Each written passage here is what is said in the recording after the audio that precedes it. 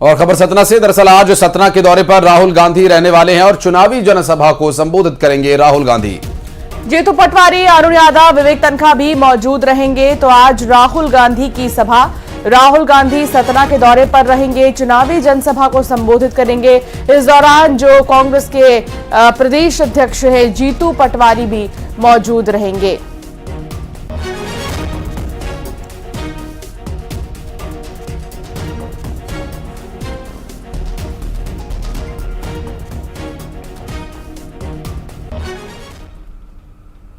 वहीं उत्तर प्रदेश के मुख्यमंत्री योगी आदित्यनाथ आज छत्तीसगढ़ के दौरे पर रहेंगे। दरअसल राजनांदगांव, बिलासपुर और कोरबा के दौरे पर रहेंगे। बीजेपी कार्यकर्ता बुलडोजर से योगी आदित्यनाथ का स्वागत करेंगे। उत्तर प्रदेश के मुख्यमंत्री का 30 बुलडोजर से स्वागत किया जाएगा। योगी आदित्यनाथ बिलासपुर के बेलतरा 3 बजे पहुंचेंगे चुनावी सभा को संबोधित करने के लिए। और योगी आदित्यनाथ राजनांदगांव के कुमरदा और कोरबा में भी चुनावी सभाओं को संबोधित करने के लिए आ रहे हैं। तो यूपी के मुख्यमंत्री योगी आदित्यनाथ का दौरा है और वो जैसे ही पहुंचेंगे छत्तीसगढ़, यहां पर उनका भव्य स्वागत किया जाएगा। बुलडोजर से उनका स्वागत होगा। बुलडोजर 30 बुलडोजर्स को वहां पर तैनात किया जाएगा। उनके स्वागत में बुलडोजर बाबा के नाम से काफी मशहूर मुख्यमंत्री योगी आदित्यनाथ, और ऐसे में उनका स्वागत भी कुछ इसी अंदाज में।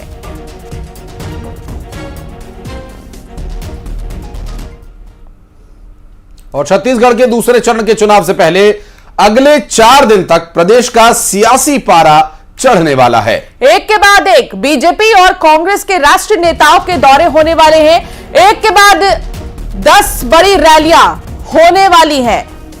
आज योगी आदित्यनाथ प्रचार करने के लिए आ रहे हैं। कल अमित शाह कांकेर में सभा करेंगे और कल जेपी नड्डा भिलाई में हुंकार भरेंगे। और 23 अप्रैल को प्रधानमंत्री नरेंद्र मोदी की जांजगीर में शक्ति में एक सभा होनी है।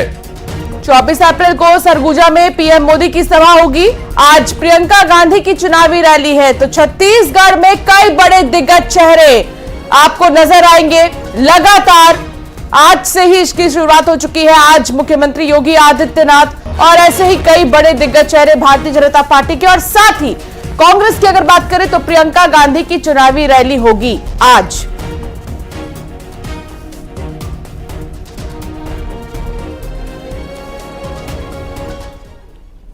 तो प्रियंका गांधी आज राजनांदगांव के दौरे पर रहेंगी। वित्त मंत्री ओपी चौधरी ने प्रियंका गांधी के छत्तीसगढ़ दौरे पर निशाना साधा। उन्होंने कहा कि प्रियंका गांधी, राहुल गांधी पॉलिटिकल टूरिस्ट हैं, जबकि पूरे देश में बीजेपी की सुनामी चल रही है। वहीं दीपक बैज ने पलटवार करते हुए कहा कि ओपी चौधरी खुद एक्सीडेंटल पॉलिटिशियन हैं। उनको राजनीतिक अनुभव नहीं है। राहुल गांधी ने 4000 किलोमीटर पदयात्रा की। बीजेपी नेता अपनी हार देखकर बौखला गए हैं।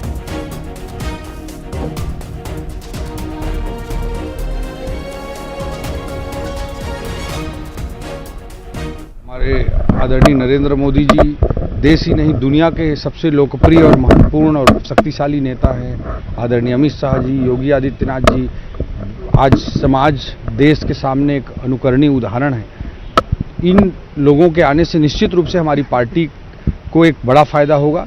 लेकिन फिर भी मैं कहना चाहूँगा कि इस बार के चुनाव में मोदी जी की लहर ही नहीं, सुनामी चल रही है, और हमारे और जो वरिष्ठ नेता हैं उससे उस सुनामी को और बल मिल रहा है। कांग्रेस एक डूबती नाव है और उसके जो पतवार हैं, प्रियंका वाड्रा जी, राहुल गांधी जी, ये पतवारों के सारे इंस्ट्रूमेंट टूटे फूटे पड़े हैं।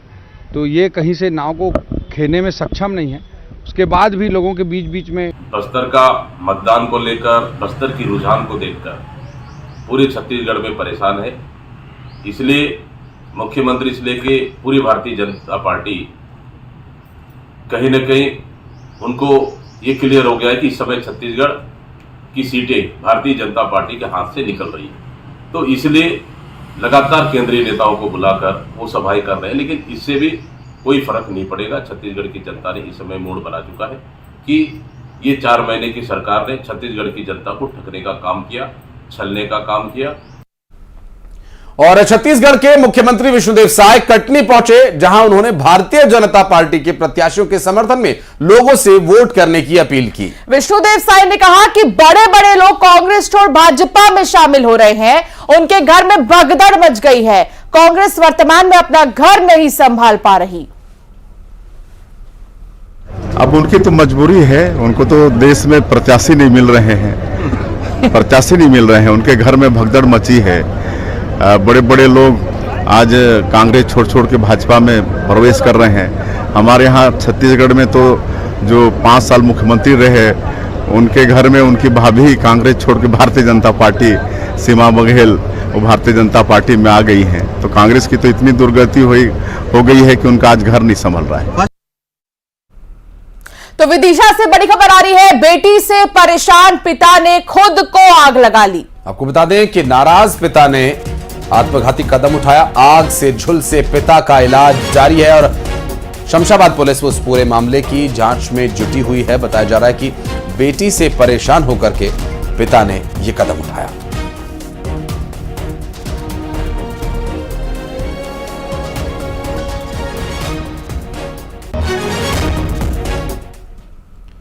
और न्यूज 18 मध्य प्रदेश छत्तीसगढ़ के दर्शकों के लिए है शानदार मौका। देश, प्रदेश और दुनिया की हर खबर दिखाने के साथ ही हम आपको दे रहे हैं मौका शानदार इनाम जीतने का। और इसके लिए बस आपको देखते रहना है न्यूज 18 मध्य प्रदेश छत्तीसगढ़ पहचान कौन कॉन्टेस्ट के आसान से सवालों के देने हैं जवाब और आप जीत सकते हैं एक से बढ़कर एक गिफ्ट। सुबह 7 से 9, दोपहर 12 से 2 और शाम 7 से 9 बजे का वक्त आप दर्शकों के लिए होगा बेहद खास, जब न्यूज 18 मध्य प्रदेश छत्तीसगढ़ पर खबर भी मिलेगी और इनाम भी एक साथ। न्यूज 18 पहचान कौन कॉन्टेस्ट में हिस्सा लीजिए और इन समयों पर दिखाई जा रही खबरों के बीच पूछे गए आसान से सवालों का जवाब दीजिए। सही जवाब जिताएगा शानदार इनाम। रजिस्टर करने के लिए QR कोड स्कैन करें या इस नंबर पर मिस कॉल दें। खबर देखिए, इनाम जीतिए, सिर्फ न्यूज 18 मध्य प्रदेश छत्तीसगढ़ पर। अब आपको एक तस्वीर हम दिखाएंगे, उस तस्वीर को पहचानिए। हिंट है आपके लिए कि विंध्य के कद्दावर नेता रह चुके हैं और पहचानिए कौन है ये नेता। और पहचान करके आपको जवाब देने के लिए ये नंबर जो फ्लैश हो रहा है 9990898918 पर मिस्ड कॉल देनी है या फिर QR कोड को स्कैन करके आप आंसर दे सकते हैं, उत्तर दे सकते हैं और आपका जवाब सही होने पर आप जीत सकते हैं शानदार उपहार। और खबर उज्जैन से, जहां BPSC पेपर लीक मामले के आरोपी को गिरफ्तार कर लिया गया। पेपर लीक मामले के 5 आरोपियों को धर लिया गया है। ASP जयंत सिंह राठौर ने पुष्टि की है, बिहार पुलिस ने ट्रांजिट रिमांड लिया है। आरोपियों को लेकर पटना रवाना हुई है बिहार पुलिस। और नीलगंगा पुलिस के सहयोग से बिहार पुलिस ने इन आरोपियों को धर दबोचा, जो कि BPSC एग्जाम में पेपर लीक मामले के आरोपी बताए जा रहे हैं। गिरफ्तार किए गए 5 आरोपियों से पूछताछ की जा रही है और इनका जो कनेक्शन है, कहां से और किन लोगों की शय पर ये ऐसा कर पा रहे हैं, उसके बारे में जांच पड़ताल की जा रही है।